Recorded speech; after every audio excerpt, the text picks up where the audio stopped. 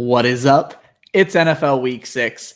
I'm Ryan Weisse, and it's time for Club Fantasy's Streams of the Week.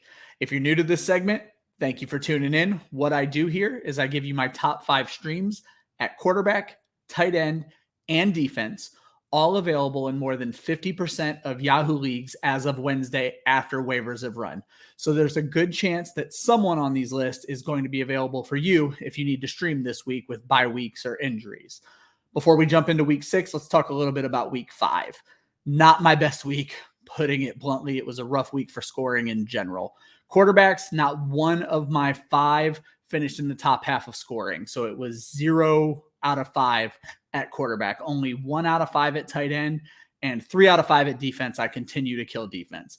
If you started my streams of the week, my top guy at each position, you only got 20 fantasy points last week. It wasn't good enough. I let you down. We're going to make up for it this week. On the season, if you started my top guy every single week, I've built the QB 14, and that's improving. The defense 3, and that's improving, and that's going to be the defense 1 by the end of the season. And unfortunately, only the tight end 26. It's been a rough go of tight ends. It was last year as well. We're going to keep pushing through. So we're going to jump into the best plays for this week, starting with quarterback. And I'm always going to go from 5 to 1 in my level of confidence. So my number 5 quarterback is Mac Jones taking on the Dallas Cowboys. Dallas gives up a ton of points to the quarterback, and Jones has actually looked pretty good. I think he's thrown 2 touchdowns in each of the last 2 weeks. Number 4 is going to be Carson Wentz taking on Houston. Again, bad defense in Houston. Wentz should go off. He's going to get T.Y. Hilton back this week. If you tuned into our show, No Punt Intended, you know we love T.Y. Hilton against the Houston Texans. That alone should propel Carson Wentz into a streamable option. Number 3 is going to be Trevor Lawrence taking on the Miami Dolphins, and they're in London this week, so you have to make that decision early on Sunday. I think this is going to be the breakout week for Lawrence. Miami is not very good at covering really anybody, running backs or wide receivers or tight ends. I think you're going to see a lot of passing opportunities for Lawrence, and I think you're going to finally see 3, maybe even 4 touchdown game. Number 2 is Ben Roethlisberger taking on the Seattle Seahawks. Roethlisberger is still washed. I do not like Roethlisberger in general, but Seattle's in a tough spot right now. The loss of Russell Wilson and injured Chris Carson. I think Pittsburgh's going to be able to do whatever they want in this game, and that's going to benefit Ben Roethlisberger. Even losing Juju Smith-Schuster, you're going to see big days out of Deontay Johnson, Chase Claypool, and maybe even Eric Ebron. And my number 1 quarterback this week is going to be Taylor Hineke taking on the Kansas City Chiefs. Kansas City has no defense. Kansas City is not going to be able to slow down Terry McLaurin. You're going to see Taylor Hineke be able to run against this Kansas City defense. Hineke has all the potential to be a top 10, maybe even a top 5 quarterback in what could be a very high-scoring game. We're going to jump over to tight ends. My number 5 option is Tyler Conklin taking on the Carolina Panthers. Conklin is not a great play overall. Panthers are moderately decent against the tight end, but they are very good at stopping the running back in the red zone. And Conklin has seen a lot of red zone targets this season. So I think he could steal a touchdown. And typically that's all it takes to make the stream of the week list as a tight end. Number 4 is going to be Ricky Seals-Jones taking on those same Kansas City Chiefs. The Chiefs, despite going up against Travis Kelce in practice every week, have a very tough time covering tight ends every week. They're one of the worst 10 teams in the league against fantasy tight ends, and Ricky Seals-Jones saw 8 targets in his first game as the starter. Expect that trend to continue. Number 3 is going to be Dan Arnold, now in Jacksonville, playing in London, taking on those Miami Dolphins. As I said, I expect this to be a big game for Trevor Lawrence, and Arnold actually tied for the team lead in targets last week. Number 2 is going to be Jonnu Smith taking on the Dallas Cowboys. The Cowboys are bad against the tight end, but unfortunately the Patriots have 2 good tight ends. Hunter Henry is my favorite of these 2 to score a touchdown again this week, and Henry actually beat Jonnu in targets last week. But Jonnu's a fine consolation prize, and Henry is rostered in too many leagues to make this stream of the week list.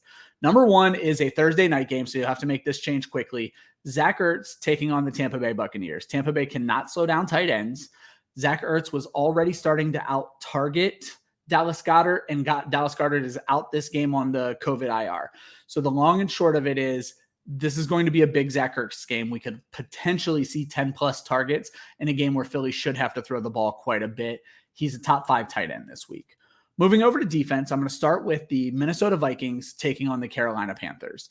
I like Carolina. I like Sam Darnold, but Sam Darnold is going to turn the ball over, and the Vikings have done a pretty decent job of getting after the quarterback with Danielle Hunter. I think you could see a couple sacks, couple turnovers, keeping Minnesota a playable defense this week. Number 4 is going to be the Chicago Bears taking on the Green Bay Packers. This is about sacks. You're probably not going to see many turnovers from Aaron Rodgers. What you're hoping for is a low and slow game where the Packers decide to run the football. And what that's going to do is give the Bears the ability to keep the game close, to get after Aaron Rodgers. Aaron Rodgers, the Packers have given up some sacks this year, and the Bears have done a good job getting after the quarterback. Number 3 is going to be the Arizona Cardinals taking on the Cleveland Browns. After the extremely high-scoring game we saw from Cleveland last week, this is a little bit riskier, but Baker Mayfield, again, turns the ball over, and the Browns give up way too many sacks. They let him get hit way too much, which is why he's playing hurt already. The Cardinals need to do their best to hold Nick Chubb and Kareem Hunt in check. I think they're going to be able to do it, and I think they're going to have a very good game this week. Number 2 is going to be the Cincinnati Bengals taking on the Detroit Lions. Cincinnati's defense has played way better than you think they have. They struggle against wide receivers, but guess what? Detroit has none. Their best wide receiver just got hurt again. It's all bad for the Detroit Lions. We know Jared Goff will turn the ball over. The offensive line is doing nothing to protect him. I think Cincinnati's a top 5 defense this week. And my number 1 is actually my number 2 defense on the entire week, if I remember correctly, the Green Bay Packers taking on the Chicago Bears. They finally started to get the turnovers under control in Chicago, but they're still letting Justin Fields get hit way too much. Even with Green Bay being depleted in the secondary, not having much of a pass rush, the Bears offense just flat out doesn't scare me. And I think they're going to be able to do enough on offense where the Bears will be playing from behind, and that's going to force more turnovers. So those are the plays this week. My number 1 guys being Taylor Hineke, Zach Ertz, and the Green Bay Packers. Please subscribe to the channel. We do subscriber giveaways all the time whenever we hit a milestone. As soon as we hit 250, we'll be giving something else away. Check the link in the description. We have a great partnership going on with Thrive Fantasy. It's a combination of DFS and player props, or just flat out player prop betting, and they'll match your opening deposit up to $100 if you use our link. Finally, stay tuned later on tonight. I am the host of our DFS show, DFS and Chill, with the great Kira Wojtrowski. I think you're going to enjoy yourself. Good luck this week.